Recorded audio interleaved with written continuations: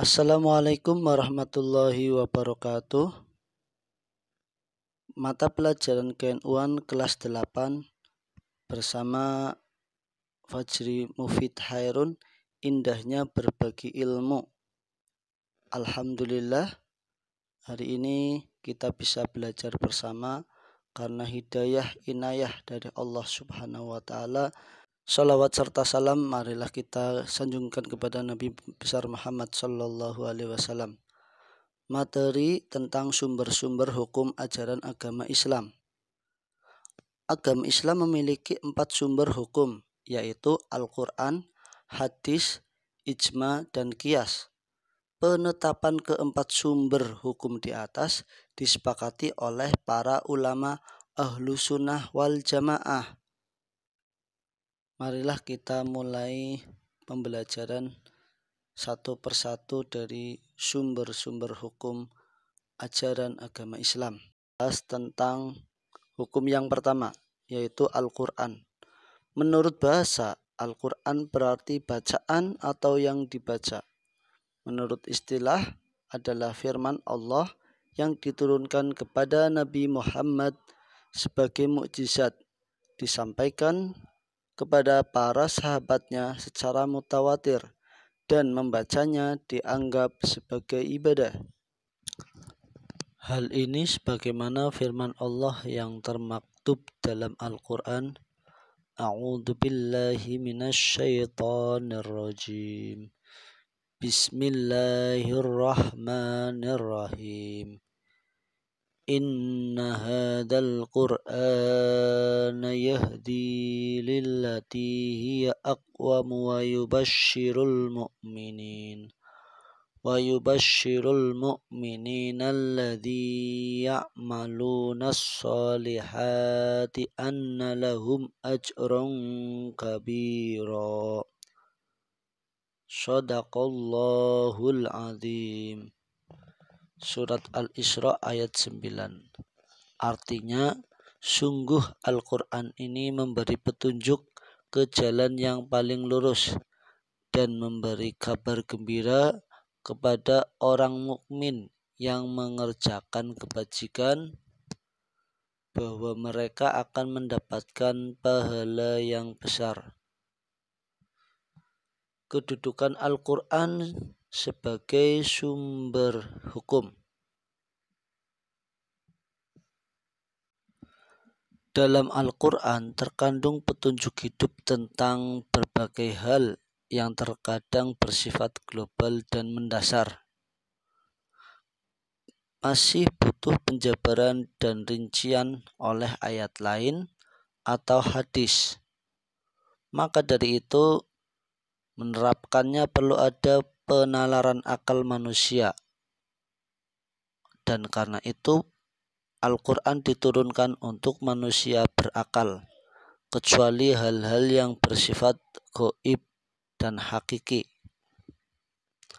Salah satu hadis yang diriwayatkan oleh Imam Abu Dawud melalui Usamah ibnu Sa'id. Innama aqdi bainakuma bira'yin fi ma lam yanzil alayya fi, rawahu Abu Dawud. Artinya, sesungguhnya aku hanya memutuskan perkara di antara kalian berdua dengan pendapatku, sehubungan dengan hal-hal yang tidak diturunkan dengan wahyu kepadaku mengenainya. Dari ayat dan hadis tersebut bisa ditarik kesimpulan bahwa Al-Quran merupakan sumber hukum pokok yang dijadikan sebagai istinbat dalam memutuskan perkara.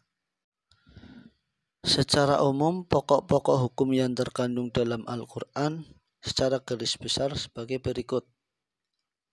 A.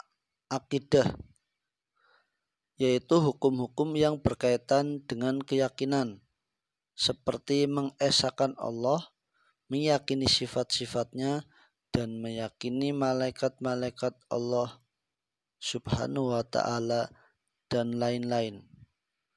B. Akhlak, yaitu berkaitan dengan pembinaan akhlak mulia dan menghindari akhlak tercela seperti sabar, jujur, menghormati yang lebih tua, patuh kepada kedua orang tua, dan lain-lain. C. Ibadah, yakni yang berkaitan dengan tata cara beribadah seperti sholat, zakat, dan ibadah lainnya. D. Muamalah, yakni berkaitan dengan tata cara berhubungan kepada sesama manusia. E. Qasas atau kisah-kisah, yaitu kisah-kisah orang atau umat Islam terdahulu. Sumber-sumber hukum ajaran agama Islam menurut Ahlu Sunnah wal Jamaah yang kedua yaitu hadis. Hadis menurut bahasa berarti baru atau perkataan atau percakapan. Sedangkan menurut istilah, hadis yakni apa yang diriwayatkan atau segala hal yang disandarkan kepada Nabi Muhammad SAW, baik berupa perkataan, perbuatan, ketetapannya setelah kenabian.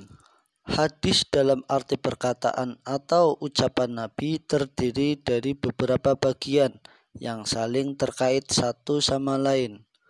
Bagian-bagian hadis tersebut antara lain: A. Sanad, sekelompok orang atau seseorang yang menyampaikan hadis dari Rasulullah SAW sampai kepada kita sekarang. B. Matan, yaitu isi atau materi hadis yang disampaikan Rasulullah SAW. C. Rawi adalah orang yang meriwayatkan hadis. Kedudukan hadis atau sunnah adalah sebagai sumber kedua hukum Islam setelah Al-Quran, sebagaimana yang telah dijelaskan dalam hadis Nabi sebagai berikut: Taraktu fikum amroini lang tadillu idza tamassaktum bihima kitabillahi wa sunnatir rasulih. Artinya, aku tinggalkan bagi kalian dua perkara. Kalian tidak akan tersesat jika berpegang teguh kepada keduanya, yaitu kitab Allah dan sunnah Rasulnya. Hadis riwayat Malik. Adapun fungsi hadis atau sunnah terhadap Al-Quran adalah: A. Mempertegas atau memperkuat hukum-hukum yang telah disebutkan dalam Al-Quran.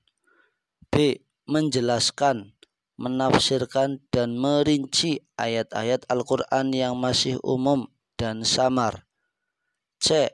Melengkapi suatu hukum atau ajaran yang tidak tercantum dalam Al-Quran.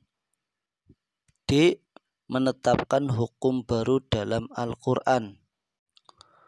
Untuk memahami dengan baik tentang hal ini, diperlukan penguasaan ilmu-ilmu Al-Quran, ulumul Quran, dan menguasai nahwu, shorof dalam bahasa Arab, serta menguasai kaidah-kaidah yang mengatur kapan suatu hadis dapat mengtashih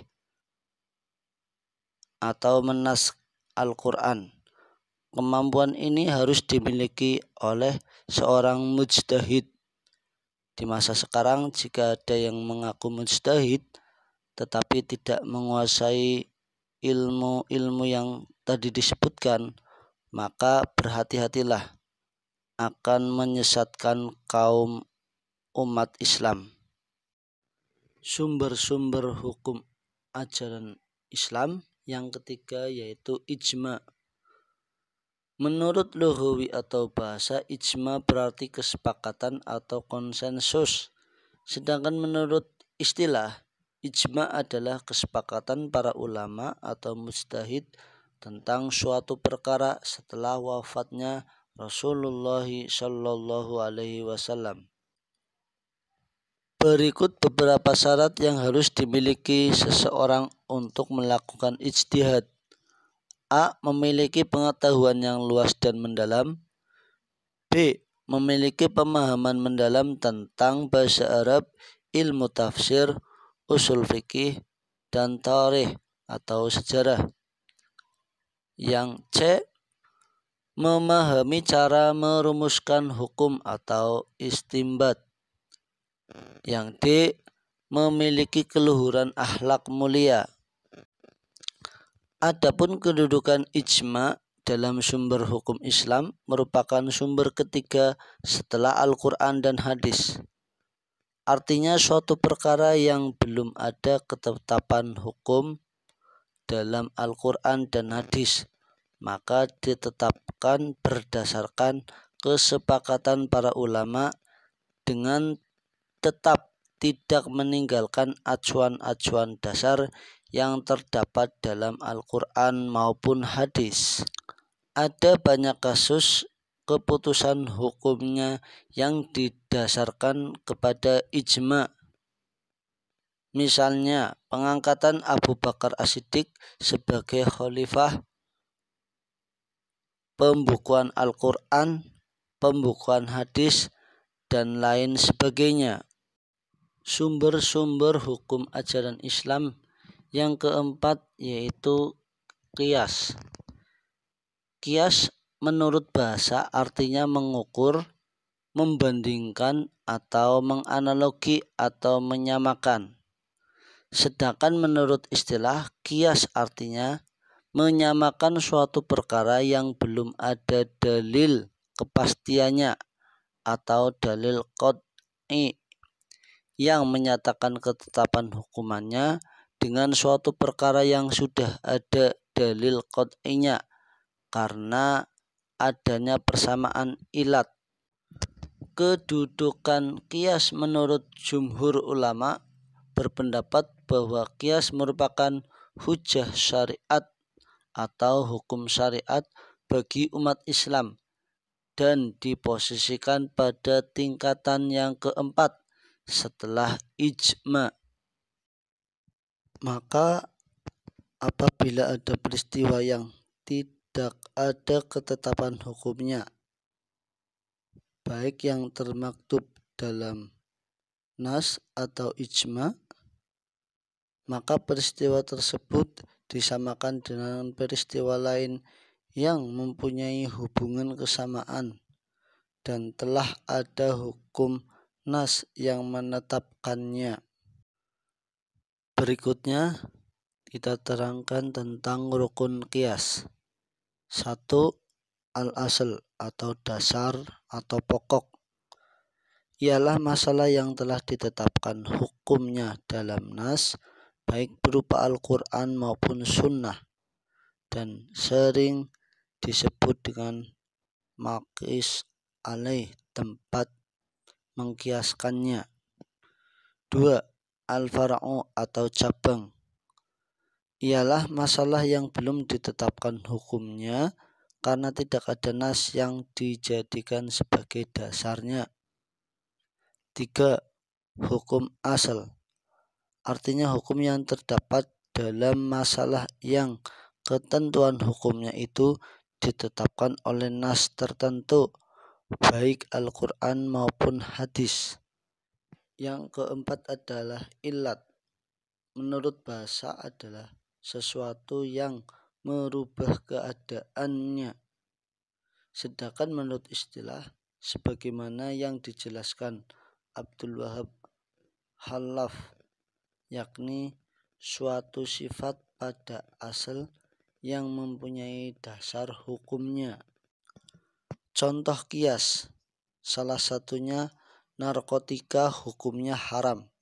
Meski tidak ada nas dalam Al-Quran maupun hadis, tetapi menetapkan haramnya narkotika dikiaskan dengan khomer yang hukumnya haram. Dalam hadis Nabi disebutkan kullu muskirin haramun wa kullu khamrin haramun. artinya setiap yang memabukkan adalah khamr, sedangkan setiap khamr adalah haram.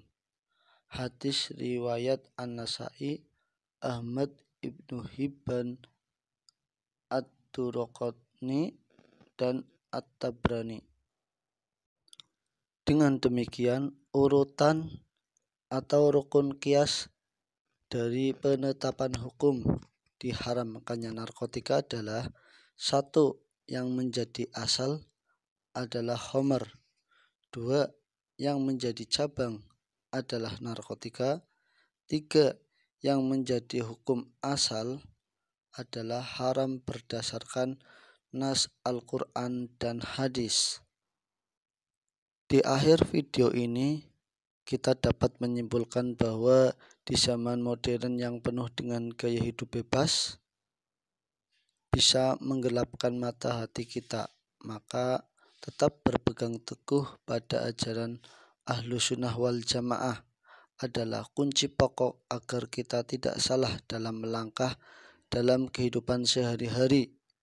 Sebagai warga Nahdliyin, kita harus selalu berpegang teguh pada keempat sumber hukum ajaran agama Islam, yakni Al-Quran, hadis, ijma, dan qiyas. Mudah-mudahan dengan berpegang teguh seperti itu menjadi benteng terhadap sikap dan ajaran yang menyimpang dari aswaja. Demikianlah penyampaian materi ke-NU-an kelas 8. Mudah-mudahan dapat diambil hikmahnya. Wassalamualaikum warahmatullahi wabarakatuh.